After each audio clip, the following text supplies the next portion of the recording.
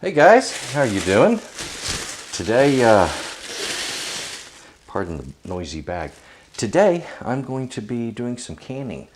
You know, I've never done any canning videos on Texas Cooking Today, and I thought, hey, this will be fun. So anyway, something I've always wanted to learn was how to do canning. And until just a few months back, I didn't know anything substantial about it. So I had to basically go to school, all right? And I did a lot of study, all right? A lot of study, learning all about canning, learning the history of canning, and what works, what doesn't work, what's safe, what's not safe, and what you should do in order to be safe. And I wanted to do a video based on some information that I found on YouTube. Believe it or not, here we are on YouTube. All right, so I found some information that was erroneous at best, okay? And of course you don't know where I headed with that. Sometimes people put out information thinking that, oh, everything's good, all things are safe, and it can be problematic, or if the information is incorrect, or if it isn't complete. And so what I wanted to do is get past some misnomers, some pretty big ones, to keep folks kind of safe if you're interested in doing this. I'm wanting to do a whole bunch of chilies. I've already done some other canning.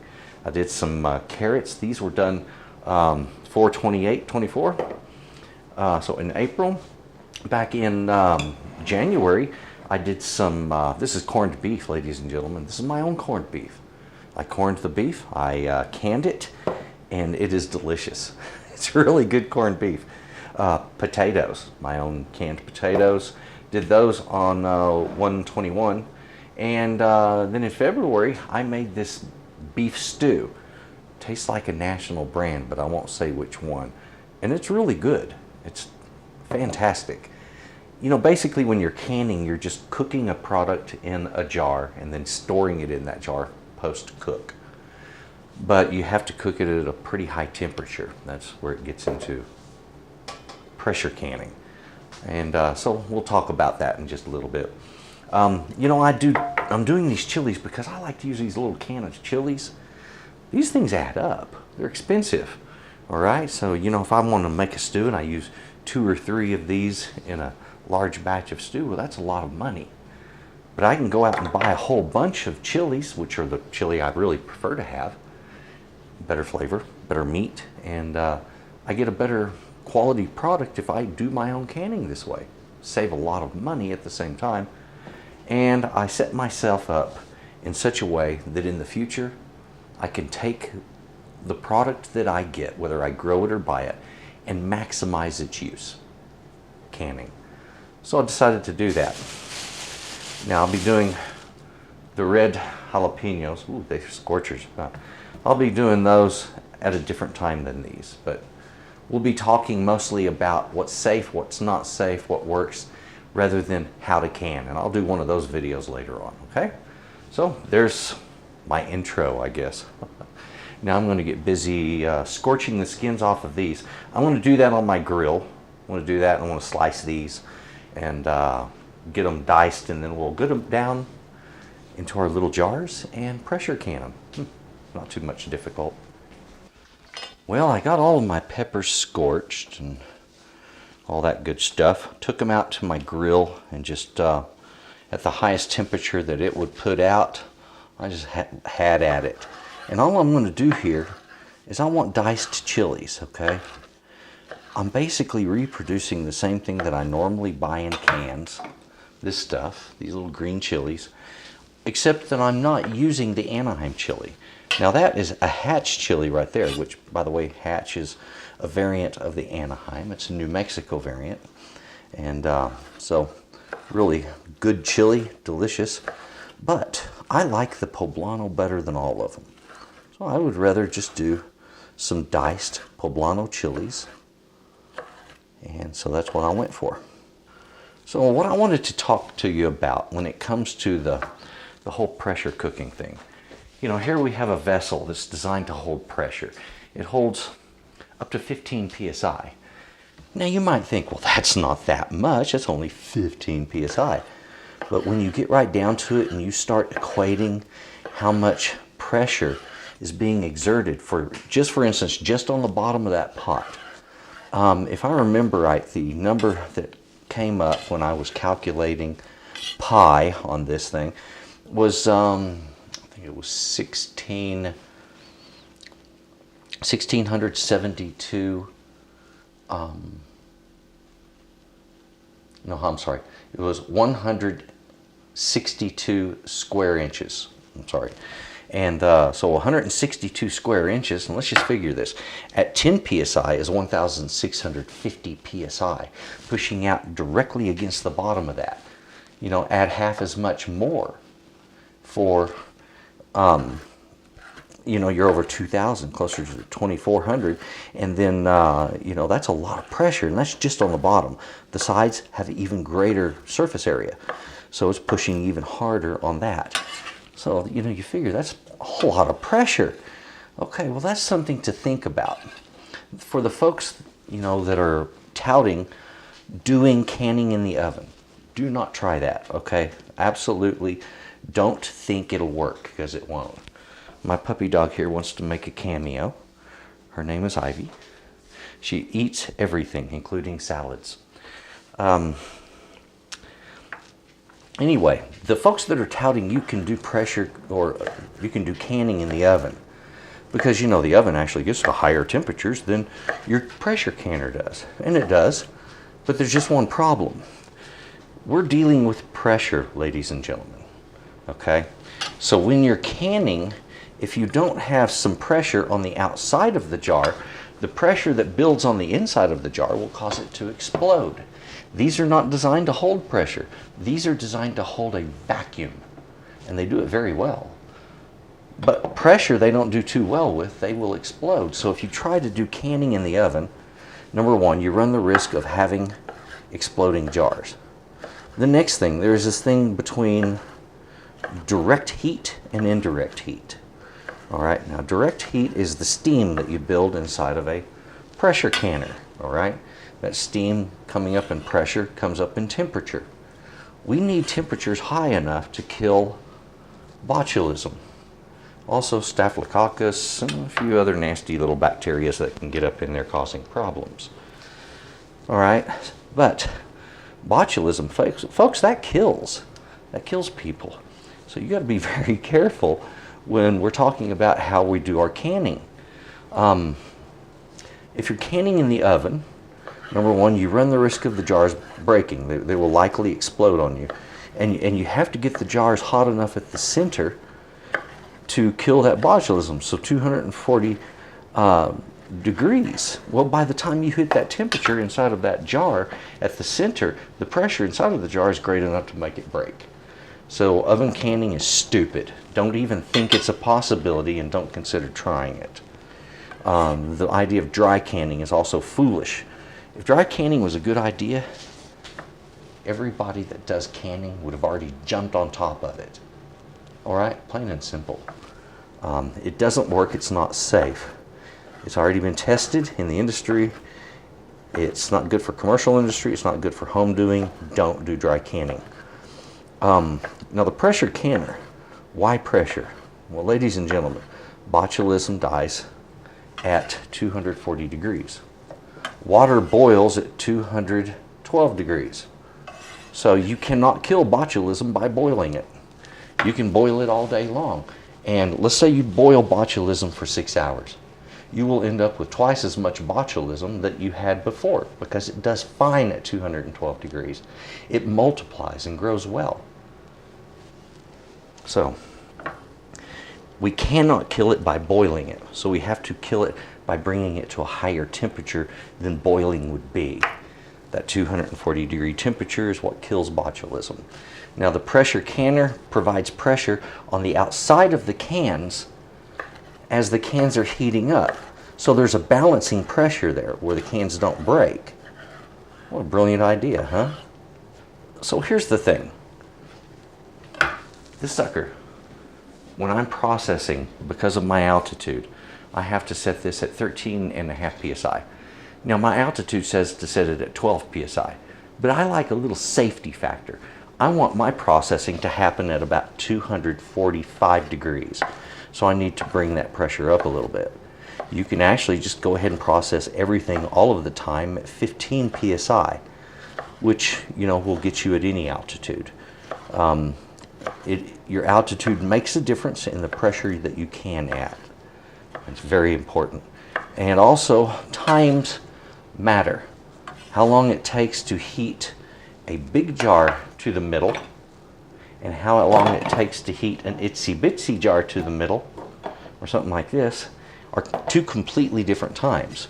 Same temperature, two different time lengths, okay? One takes 90 minutes and another takes 25 or 30, you know? So you have to remember different sizes of cans equal different lengths of canning. Okay, so there we've messed with the misnomer of you can do dry canning in the oven. Only if you're stupid or insane, and that's what I have to say about it. I don't want to risk my life over something so mundane. Foolish. All right, and botulism, if it doesn't kill you, it can blind you, it can leave you crippled, it can do all kinds of nasty things to you, ladies and gentlemen. So do not play around with such a horrible bacteria as that. Now, another misnomer that I've run into is that, you know, you don't have to do pressure canning. You can just do all of your canning as hot water canning or hot bath canning. No. If you are dealing with a low acid item, this has some acid in it, but not enough to preserve it through water bath canning. That would be dangerous. So I cannot do that for this kind of a food product. Low acid foods, you can't do that. Now, if you've got, let's say, tomatoes are high acid. So you can do things like that. That works fine. Other things you can do, you can add in citric acid into foods, and that will act as a wonderful preservative. Be careful how much you use, okay? Do it carefully so that you don't get weird flavors or odd things happening in your jars. Usually best to find good recipes and follow what they say. Canning is just one of those things where, hey, it's a fun way to cook, and that's literally what it is. You're just cooking in a jar, no different. So that when you pull that jar open off the shelf, the product inside of it doesn't need further processing. It can go straight into your pot and it's ready to enjoy, okay? Well, that was a lot of chili peppers. Oh wow, that was a lot of slicing, quite a bit of work. And I've got all of my chilies cut up. These are ready to go in the jars. And then I want to fill it with some hot water on top of that. It's what we call hot packing. And then it goes into this with the right amount of water in the bottom already boiling. All right, or what we call simmering. So, and then the lid goes on. I bring it up in temperature. When it hits the right temperature, that's when we start our cooking time. So if it takes 30 minutes, or I'm going to process these actually at 35 minutes, it'll take 35 minutes to heat that product in this jar to the right temperature to kill any botulism. Once the temperature has been reached. So I have to get that up to 13 psi before I start my 35-minute countdown timer. That's how that works.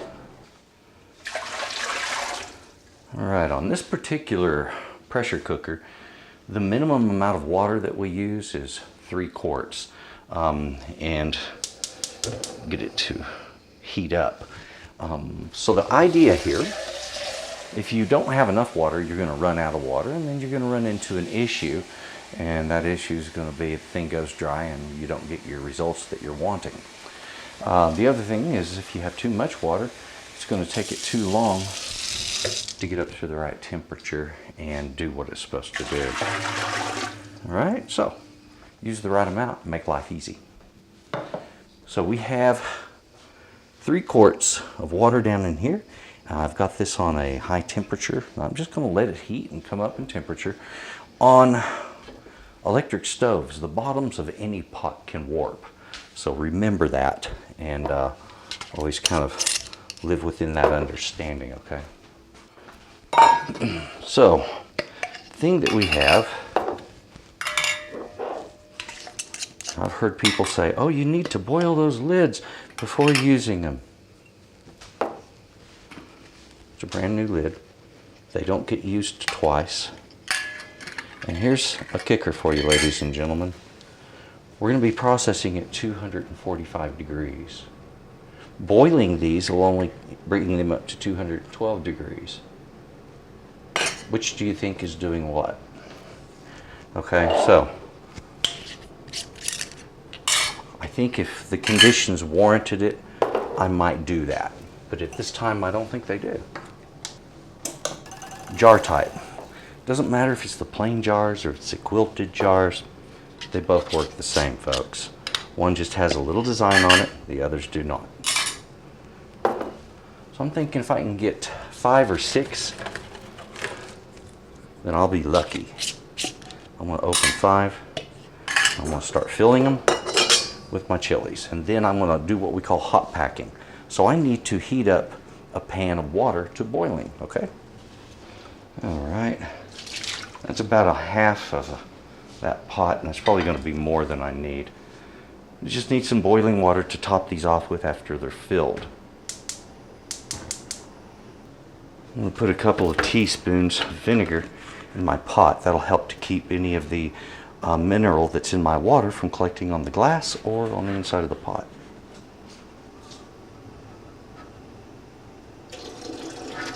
It doesn't take a whole lot, a couple of teaspoons. Why do I need gloves? I really don't. I just want to have a faster cleanup. Oops, get on there.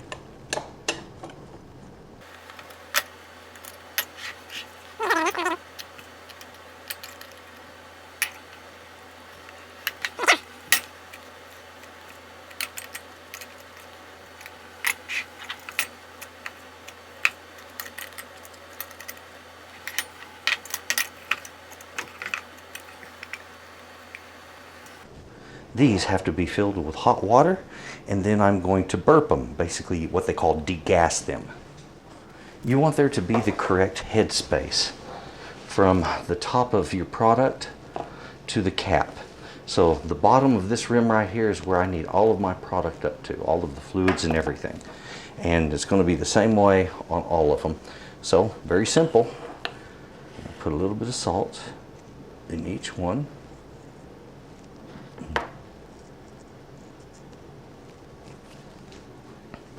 If I was worried about spoilage on these, which I'm not, I would be adding in maybe some vitamin C. I could add in like a 1/4 of a teaspoon or 1/8 of a teaspoon of vitamin C in each one. Did I say vitamin C? Ascorbic acid. Isn't that vitamin C? Yeah, anyway, so ascorbic acid, citric acid, whatever you'd like to call it, put it right down in here, folks. Come on, water, boil. As soon as that boils, we're going to put the lids on it and we're going to get it started over here. Okay, my water is boiling, so I can now top off these. Now some of these may be a little over full and I might have to pull some water out, but I think it's more like I'm going to end up having to add some water to some. We'll see.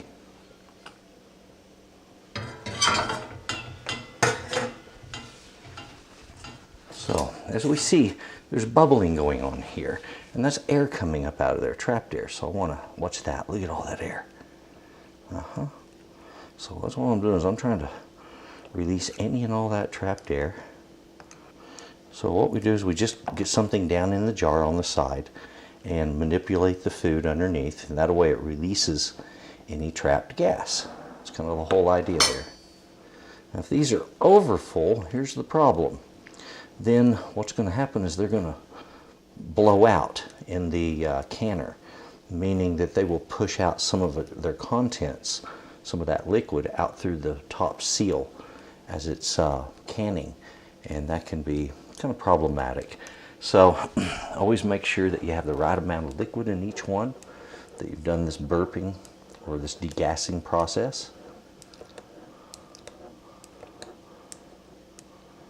If they're over full, then just get them down where they need to be. So I need them to be at that bottom line, just like that one is. All right, so when we have our jars all readied out like that, I want to make sure the top rim on this has no food on it, because that could interfere with the seal that could be achieved with that lid. So what I want to do, I'm going to take a little of my vinegar and go around the top of each of these jars. Just give them a little cleaning. These are ready for their lids. These are ready to get in the pressure.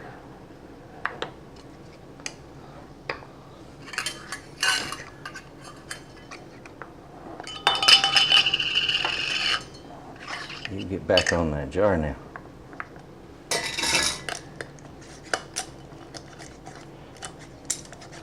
Okay, so you'll know when you're tightening jars on these things, just finger tighten. You don't have to crank on them, okay? Just where it stops, that's good. The whole idea there is it needs to blow gas out of the top of this. It has to blow that air out the top when it's under pressure. That way, when it's cooling, it'll form that wonderful little vacuum we're looking for. There we go, jars of chilies. These are ready to go in.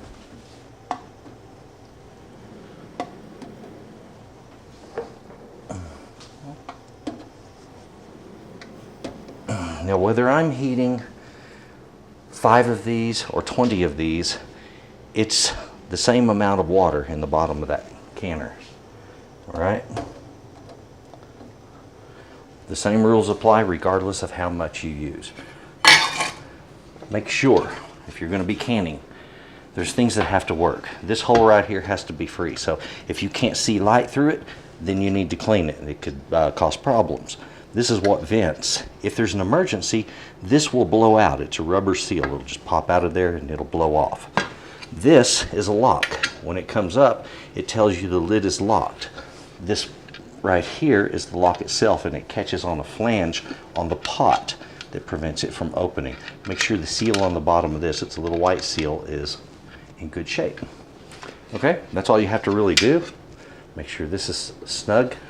We're ready to go.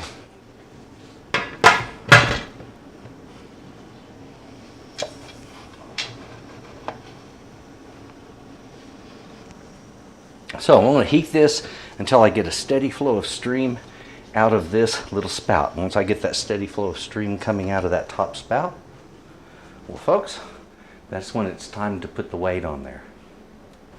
Now the weight I'm talking about is this little guy. We put it right on top here, and it holds down the steam so that it doesn't escape as easy, and that allows the pressure to build. This is a 15 psi weight, all right? So if you just leave this on here and let the pressure keep coming up, this will eventually start rocking, and that's when it's putting out at 15 psi, and this would show 15 also. You can do it that way if you want, but frankly, the better way is to go ahead and use your gauge if you've got one. Now, if you've got the smaller pot, the 16 quart, you don't have a gauge, but you'll just have this. And if you'll notice, when I was pushing, or I had the weight on there, this was starting to pop up a little bit because of the pressure that was building inside of it. And that's normal. So once it's giving a steady stream of steam, I'll put this on. Once that's popped up, this will start gaining pressure, and once it's at the right pressure, I will then start my time for 35 minutes. That's all there is to this. Pressure canning, when done right, is safe and not that difficult. Cool stuff, huh? Well, it is the next day. Yeah, I just didn't feel like finishing the video yesterday. I got busy cooking dinner, and then after that, you know, the cleanup, and then I was like, okay, well, I'm just going to end it for the evening. I did finish up my pressure canning. I have these little guys out now. They look absolutely beautiful. Absolutely what I was wanting. So, what I have here, and you can suspend them by the upper cap, this part. It's vacuum sealed very well. And so that's what I needed. Make sure that was done well. And I can see here I've got beautiful well-preserved poblano chilies, plenty of them in each jar, so I don't have to worry about, you know, having to open 2 cans. I've got exactly what I need right here. So we always remove the rings from these things for a couple of reasons. Number one, you just don't need the rings on them. But number two, it lets us know that if something went wrong in that cap will become loose, and you want to know that before you go and try to use it or anything. So if I learn early on that the cap on one of these is loose, then that tells me, hey, I've got an issue there, and not to use that one. There's also the sound. And then if you get one that isn't canned, let's see, totally different sound. Okay, very hollow sound. It's a high-pitched sound when they're canned the right way. If you tap on them, you get that nice high-pitched sound. And that kind of tells you got a good vacuum going on. So what I'm going to do here is give these a label, which will be poblanos, and the date. Same way I did here. It's like I don't have to put carrots on that because it's kind of obvious it's carrots. I'll put the date on there.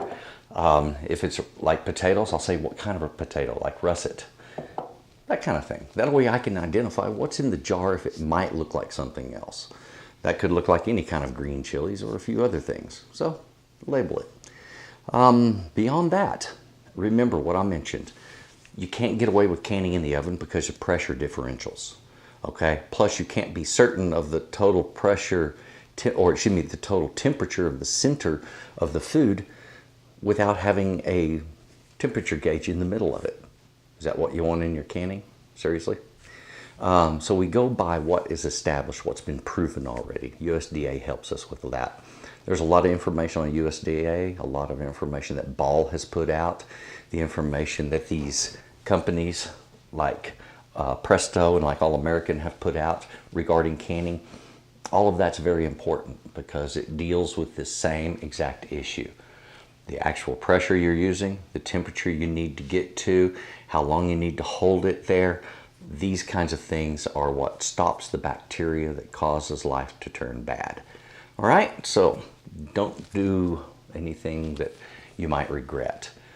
If you're going to learn canning, let's learn it the right way. And that's the reason I didn't want to teach the details of the canning process yet.